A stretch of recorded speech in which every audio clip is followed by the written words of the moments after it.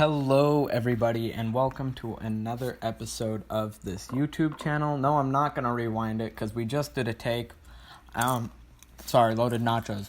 Somebody just messaged me on Skype and it canceled our audio. So we're just going to record it from here, the part where it's not the redundant, we're playing on an 18 by 18 field, there's this many people involved.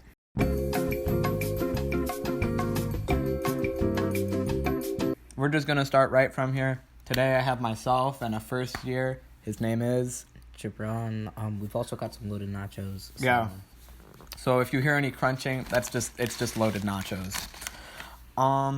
Anyway, while we're here at this sort of like looking at the field, many of you FTC veterans are quick to notice that we have these other taped off areas that aren't for the refs, which is like these sort of like red and blue squares located next to where the Alliance would normally stand. Hey, Gibran, you want to elaborate on that a bit?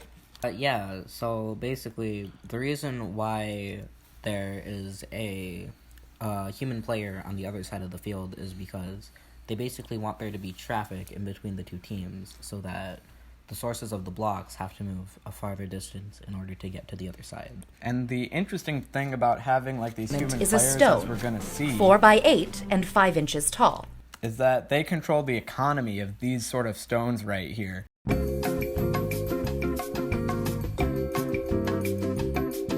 So a lot of the times during like previous FTC games, the amount of stuff that was in a game that you could score was a set amount. But now with the incorporation of these human players, the economy of each game will vary depending on how effective the robots are. There are 56 stones in the game. In addition, there are 4 special sky stones, with a navigation target wrapped over one side. During gameplay, stones are assembled onto Alliance-specific foundation. These foundations specifically, like having already been to a qualifier and having had the parts with us already, I'd like to point out that although they do look plastic and they do look kind of hard to move, when we did a spring scale test earlier, which I don't have video footage of, but you're going to take my word for it because I say so, it seemed to be like these foundation plates, like the force needed to move it out of static friction is just about 10 newtons or about a kilogram of force, so it's not extremely hard to move these, especially if you're pulling. These are placed in the center of the building zone, but can be moved by robots during gameplay. Each team can design and build a special capstone, which may be used to score additional points. Before each match, teams place their robots on the field, touching the wall closest to their Alliance station. Let it also be known that we found this out at our most recent qualifier. One robot does not need to start in the landing zone, and another robot does not need to start in the... did I say loading zone already? They don't both have to start in the separate halves of the field. Both robots can start on the same side if you so choose. The only thing that gets risky there is if your autos collide. So it's something to think about, especially with such an open field this year. 24 stones are stacked next to each human player station. And 12 more stones are placed on the field, including 4 randomly located sky stones. Each team may preload one capstone onto their robot, or the human player may introduce it later in the game. Each match begins with a 30-second autonomous period, pre-programmed instructions, and sensor inputs. Will earn 10 points for the Alliance. An Alliance earns 2 points for each stone delivered to the building zone. Both the robot and stone must be completely in the building zone. A sky stone moved into the building zone earns 10 points, only if it is the first or second sky stone delivered. After that, sky stones are worth only 2 points. If a robot can park over the midfield tape, it will earn 5 points. And finally, each stone placed in the foundation earns 2 points. Following the autonomous period is the 2-minute driver-controlled period. Now, what's interesting about the autonomous this year, and I'm pretty sure, Gibran, you can agree with me, is that it's very hard, compared to past years, to try and do everything during autonomous, right? 2, 1, go! And just like that, all 4 robots are now off to the race is making their way. Recharge Green successfully placing their team marker in the back depot. Looks like their Alliance Brainstem going to place theirs as well, just dropping on the outside. Nice job, Gluten Free. Got their team marker in the depot. They also have already scored a gold inside the lander. That was a gold success. Right? Yeah, one very difficult thing that you might see is that people are going to attempt to get SKYSTONEs prematurely, and that sort of leads to a lot of chaos and a lot of traffic in between blocks. Yeah. And that can also lead to a lot of penalties occurring. Mm-hmm.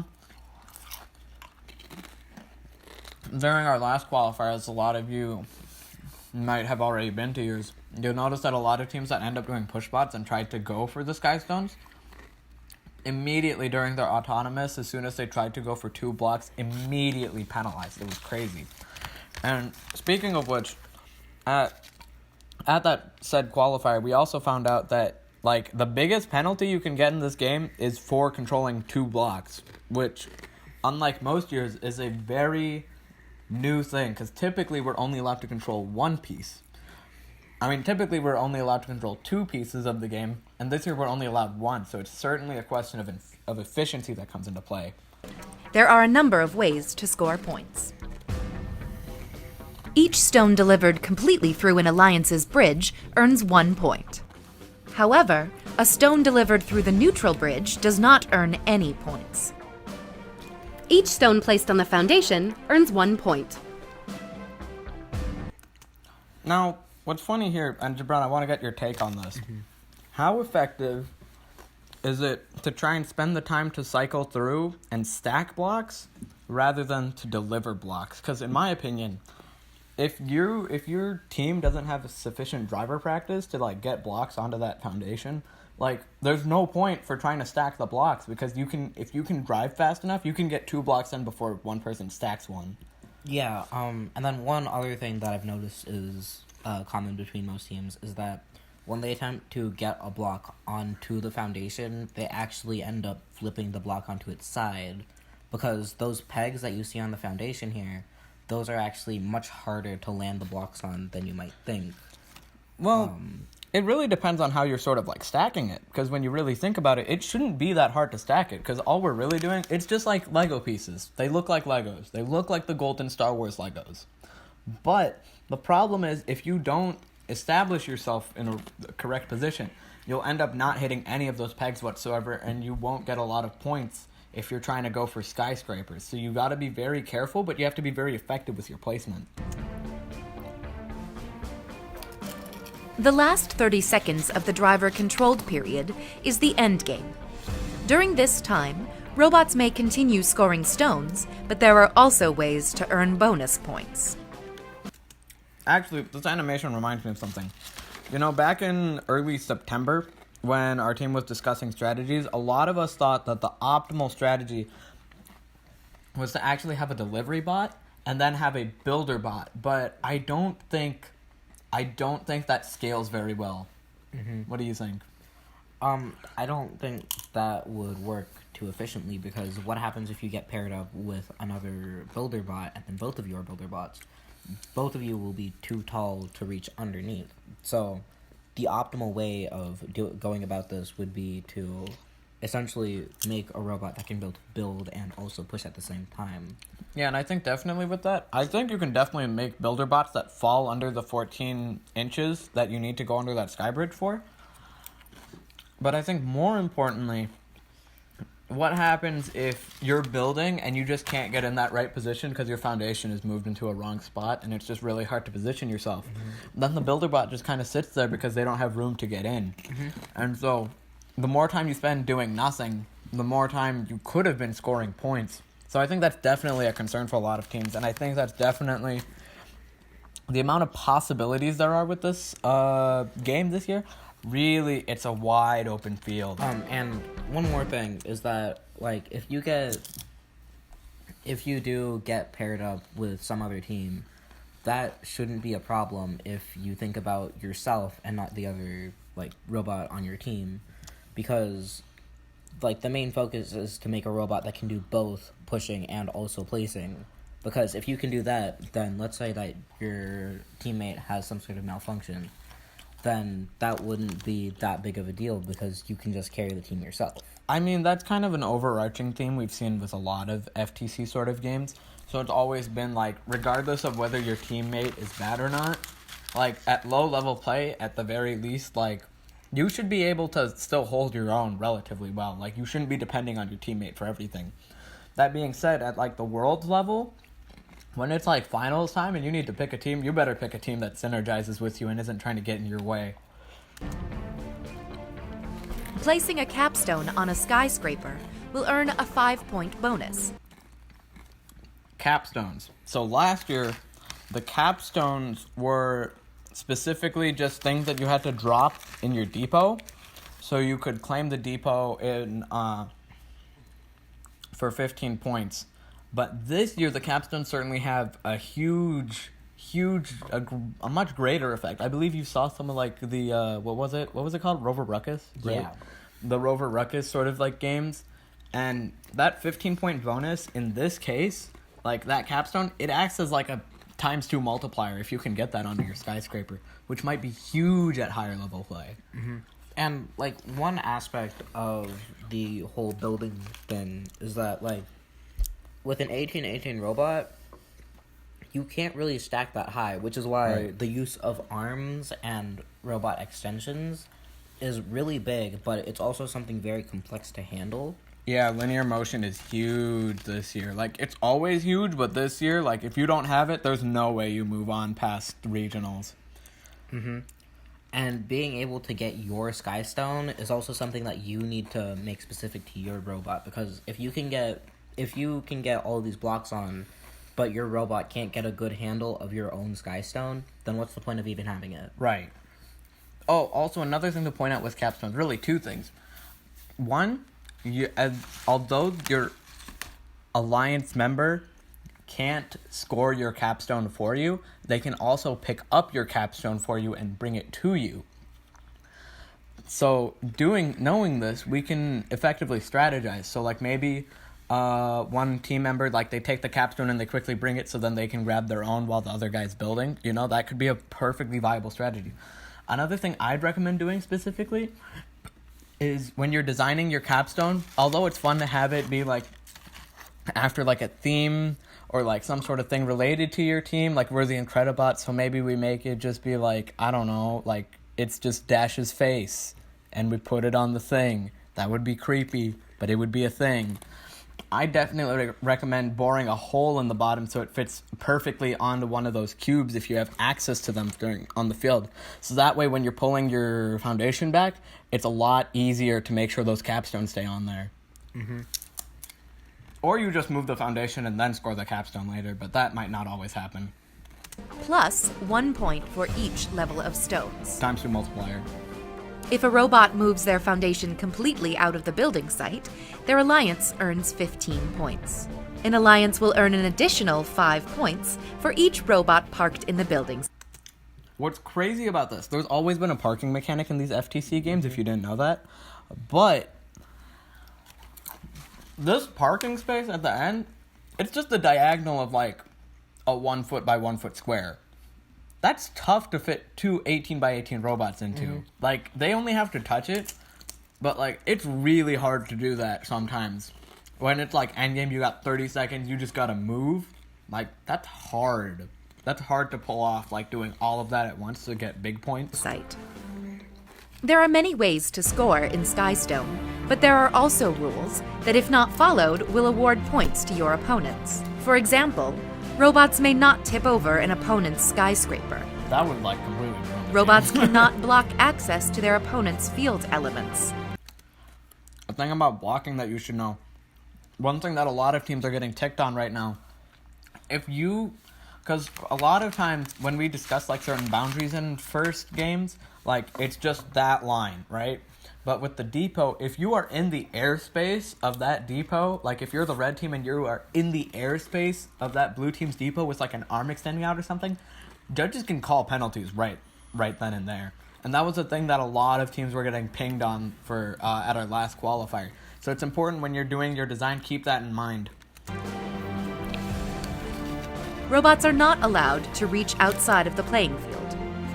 Robots cannot launch game elements, nor are they allowed to deliberately detach parts. That would be funny. This has been a brief summary of the SKYSTONE game. For complete rules, scoring, robot and reading. official field setup, please read the entire game manual and check the Q&A. Whoa. Honestly, if your robot could do that, that would be beautiful. Now, a lot of you may be wondering, what's the point of the SKYSTONEs with the pictures at the start of the game? Well, Yeah, those are big points. I think they already mentioned that in the video. yeah, but now, how do you go about grabbing those blocks? Well, there are a few ways to do it. You can just rampantly go about it, grab something, and then bring it, hopefully get something in. Or you could use some sort of laser detection. Yeah, you gotta.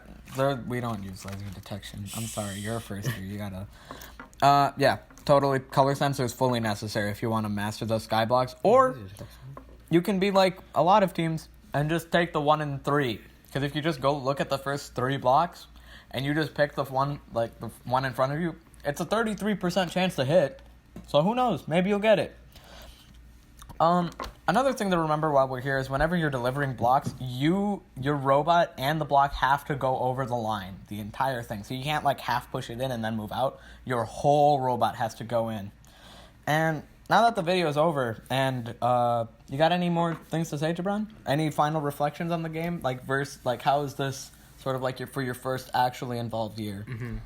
Yeah, for a first year, this is like pretty insane in terms of how like deliberate everything needs to be, because like the slightest error with a robot or like movement can cost you a lot of points or give a lot of points back to your opponent team.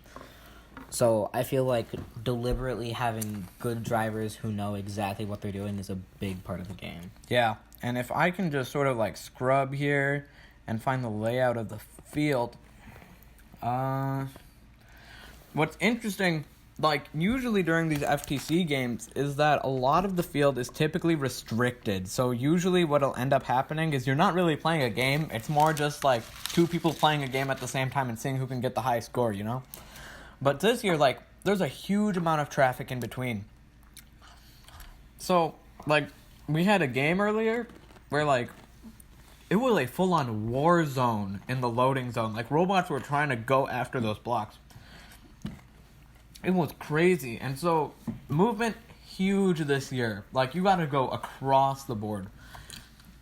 And definitely something that we all want to be thinking about is how can we optimize sort of like our cycles?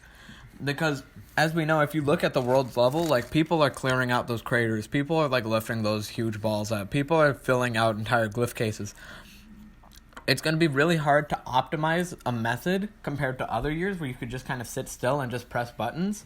Like, you got to be on your game this year, because this game is very complex. One more thing that you should notice is that when you go through the Team Sky Bridge... Yeah. When you go through the Team Sky Bridge, you want to take a block with you, but when you're returning back to the loading zone... Yeah, maybe you want to go through under the yellow. Yeah, maybe you want to go through the yellow.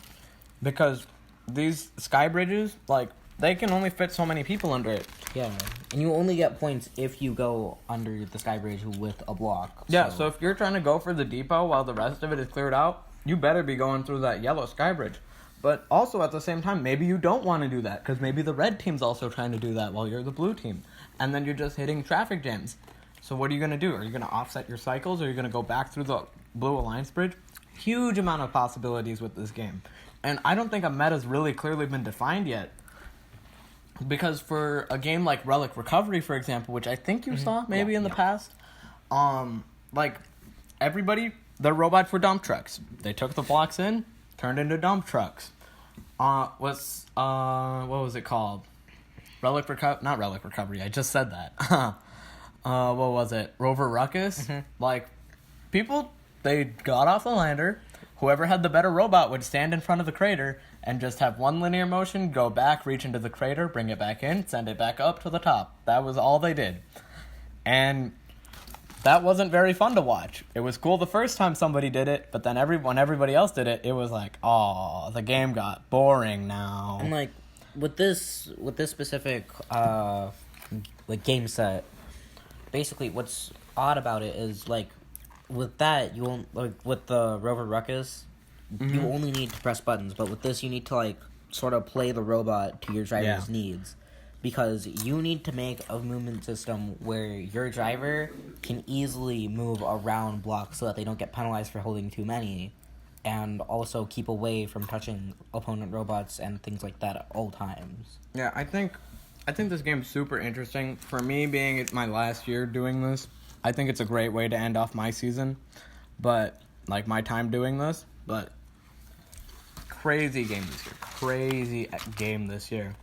And really, like, that's all there is to it. I think the biggest things you need to do are, and I'm probably going to edit this onto the screen in post, and if I don't, I'm probably just going to be lazy.